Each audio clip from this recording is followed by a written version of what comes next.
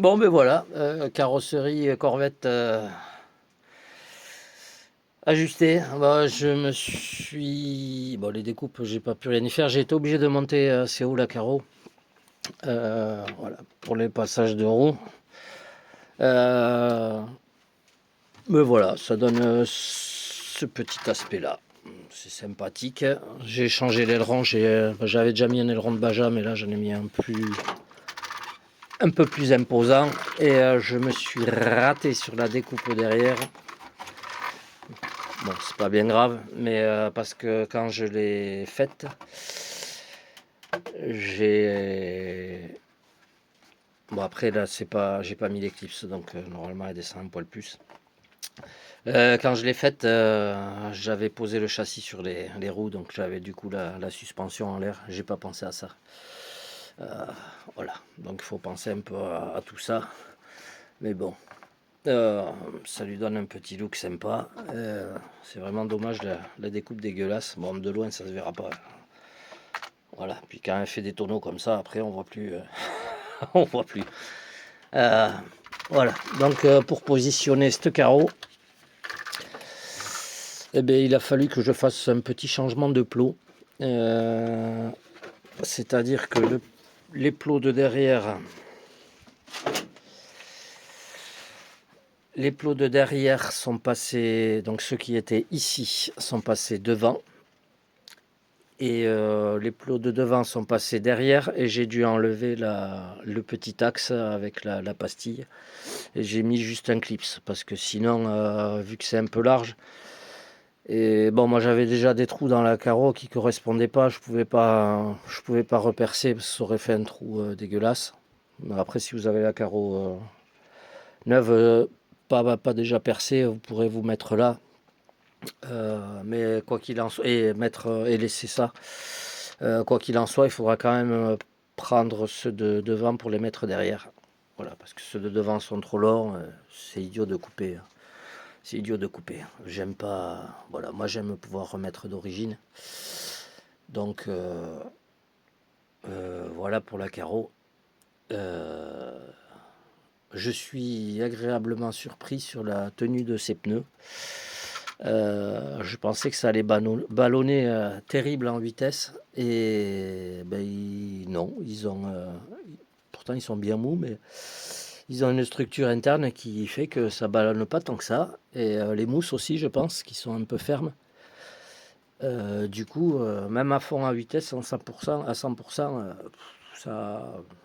ça, ça ballonne un peu, mais pas plus que ça. Je m'attendais vraiment à faire des pizzas et à arracher les pneus. Mais non, c'est bien collé, ça a l'air de tenir. Après, il faut voir au roulage parce qu'après, vu que le pneu sur les virages. Voilà, bon, après, le but, c'est pas de rouler à 200. Donc, moi, j'ai réglé la radio à 53%. Voilà, comme je disais, juste pour avoir la marche arrière. Euh, voilà, après, si je veux me faire une ligne droite ou quoi, je peux le foutre à 100%. Mais là, le combo comme ça, le but, c'est de rouler un moment et de pas tout arracher non plus. Donc voilà. Et si vous voulez savoir un truc, c'est que les roues de buggy font quasiment. Bon, après, il y a les mousses qui sont un peu plus fermes là-dedans, mais ça fait quasiment le même diamètre que les roues de derrière. Donc voilà. Ça peut être sympa. Ça peut être sympa pour fumer du pneu là-dessus. Par contre, eux, en vitesse, ils vont ballonner. C'est sûr que ça va les frotter la carreau, mais bon, sur de l'incassable, c'est moins gênant. Donc voilà le bestiau. Bon là c'est sûr qu'à chaque fois il faudra que je recommence mon truc pour remettre la carreau d'origine. Je ne l'ai pas pesé avec... Là j'ai tellement bien ajusté les plots que j'ai même pas besoin de truquer. Là ça tombe pile poil, parfait. Voilà. Donc ici il faudra peut-être que je redécoupe un peu. Bah, après si je mets des routes plus petites... si je mets des roues plus petites, de piste, ça va passer beaucoup mieux. Parce que là, il faut savoir que quand même, je viens en contact avec le châssis et bon, je touche pas, hein, mais ça va ballonner. Je sais pas si j'arrive à voir comme ça. Voilà, ça touche pas, mais bon, ça touche quand j'écrase la carreau. Mais sinon, donc, quand je prends au châssis, voilà, ça touche pas. Devant, si, il faudrait lever un poil plus devant. Bon, après, comme je dis, j'ai pas mis d'éclipse. Voilà. Voilà, devant ça. Mais bon, c'est pareil, la lame elle touche le parterre et ça vient juste à fleur, quoi. Je vais appuyer sur les plots plutôt. Voilà. Là, vous voyez, on est vraiment à juste. Donc, on va laisser comme ça et au pire, ce que je ferai 2 petits skids qui vont en dessous, qui vont faire que la voiture se sera bloquée là et il n'y aura pas de souci. Voilà les amis, allez, j'ai quelques vidéos à vous balancer, donc je vais faire ça de suite. Et éclatez-vous dans le monde de la RC. Et voilà, j'ai mis un aileron de malade, et ça c'est vraiment un aileron de 1/5. Donc s'il n'y a pas d'appui avec ça, entre l'avant et l'arrière, je pense que ça devrait aller. Et de derrière, ça donne le diffuseur et le pot qui... C'est pas si vilain que ça. J'aurais eu la carreau d'origine, je pense que j'aurais coupé, je l'aurais coupé déjà d'avance. Je pense que j'aurais laissé plus de matière ici, plus de matière là, avec les côtés qui reviennent. Voilà. Et pour la lame devant, eh ben, ça le fait quoi. Pas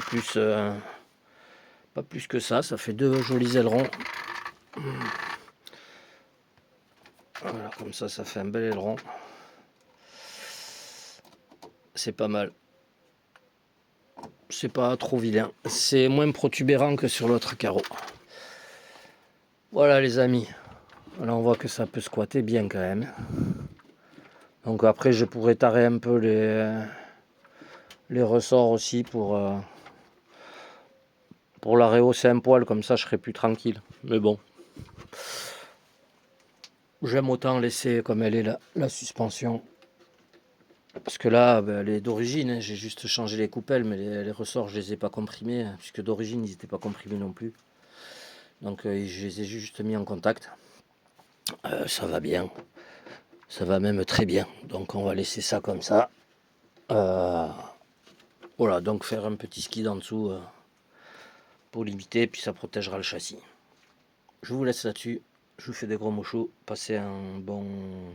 On est quoi, dimanche? Ben, passez un bon dimanche.